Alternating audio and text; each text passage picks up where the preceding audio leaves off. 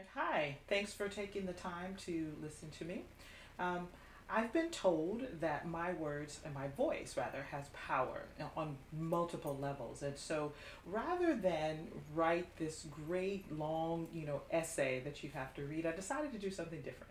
So on the eve of ending, rather, Black History Month and beginning Women's History Month, again, I thought I'd, put my words to it. Talk about, what I'm thinking around this time.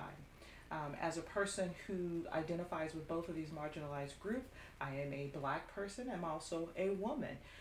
Acknowledging these groups and their accomplishments or their things that they contribute, their contributions to society and the world and history as large is extremely important. It's kind of, it's a big deal to know that people that are like you or look like you or think like you have actually made contributions. So when we talk about representation, it is extremely important, like I said, that these things, be identified. So as a person who is, both of those things, like I said before, this is extremely exciting for me to have this time set aside to acknowledge our contributions.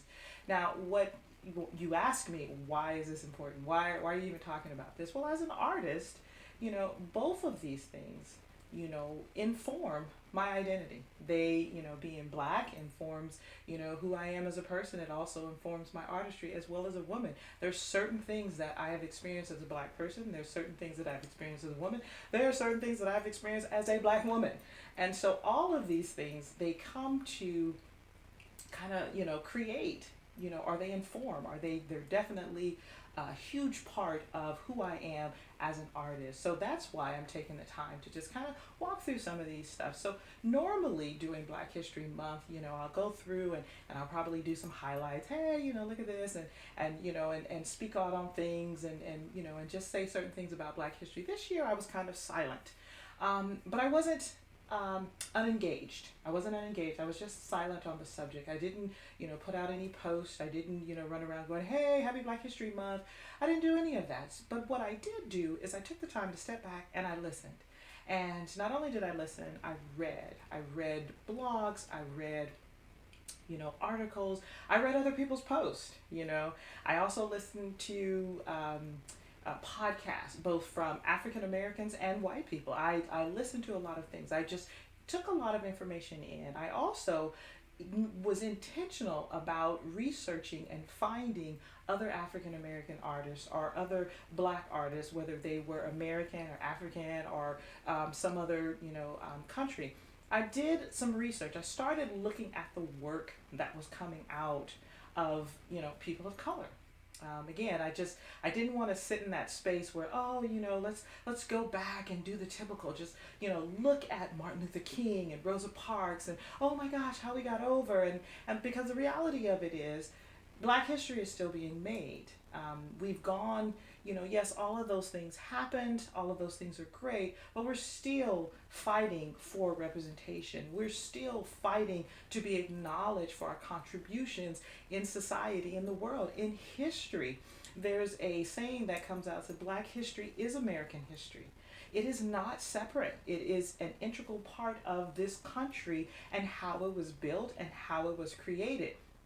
I remember in high school, and that was in the late 80s, believe it or not. But I remember in high school when, STEAM was, the energy was picking up around Black History Month and those type of things. And I never forget sitting in an event, we all got together and we were singing the National Black Anthem. And if you don't know what that is, I encourage you to go, look it up and listen to it. But it's a very powerful song. And so we were listening to that, and there was this young lady that was standing beside, and she was a classmate. We kind of, went to school. We kind of hung out. We were friends, and she made the statement of, "Why do I have to stand for the Black National Anthem since I'm not black? Why do I have to participate in this event since I'm not black?" And more than one person heard her, and you gotta, let's be real, it caused quite a stir, and it was one of those things you kind of think about, like, well, why do you not think this is important? Do you do only black people think this is important? Why is this not important? And so I say that because that was in the late 80s. And as we fast forward to today, we're in 2022.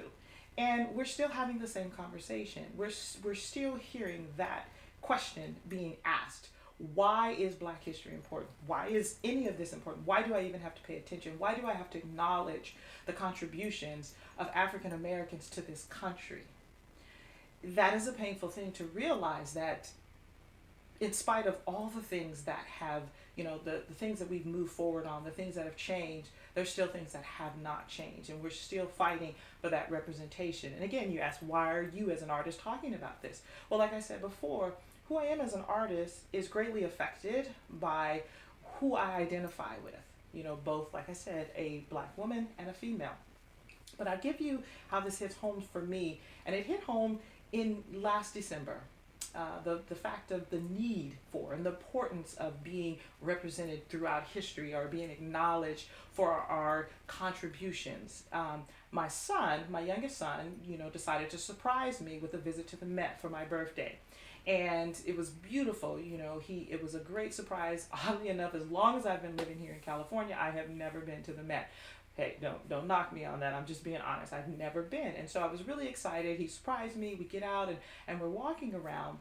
And, it's beautiful art there. Some of it's very eclectic. Some of it's very traditional. You're walking through, you're reading all of the different, the background of all these different artists and the history of what was happening at the time, and the different, mediums and medias, and just all these different things just come together in this great space, because it's an architectural, masterpiece. And we're walking around the gardens and we're looking, and the one thing that struck me, that just really, really just kind of it put a gray pall over the whole experience, was the fact that throughout that whole gallery of the pieces that we saw, we only saw 2 or 3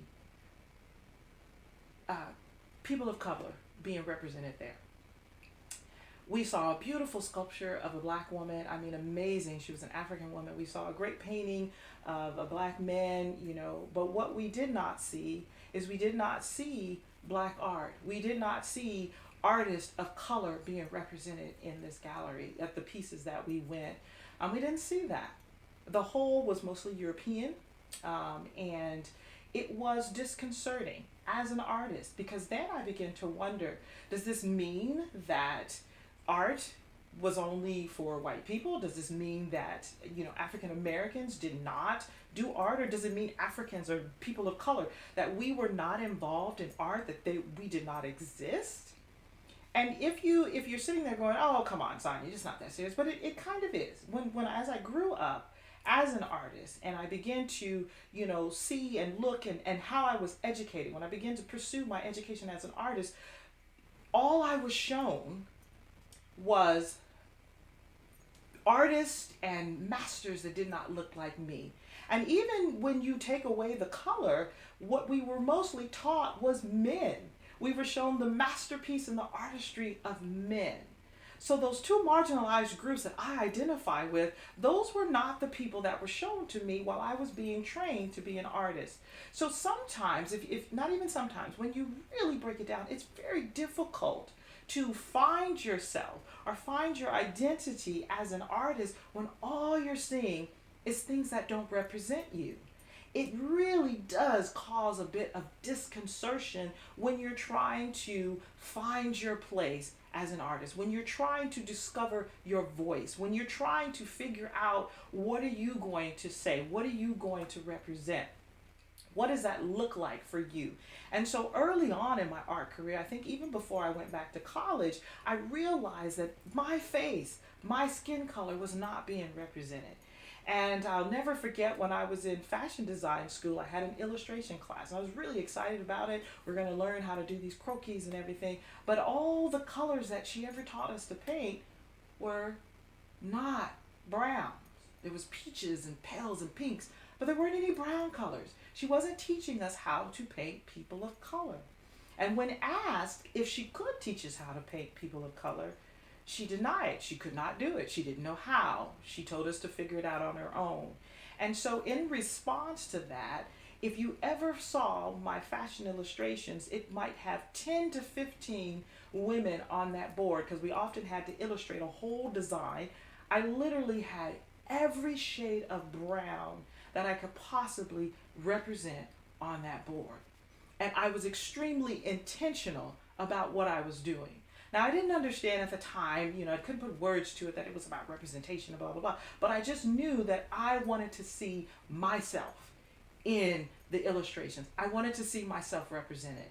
And so even now, as I've gotten older and I've gone to school and I understand my reaction to what I was seeing, even now, when you look at my artistry, when you look at my paintings, they feature people of color. And they mostly feature women, women of color, black women in all of their beauty. And if you line them up, there are multiple shades. They're from the blackest black to the lightest beige, because all of that is beautiful.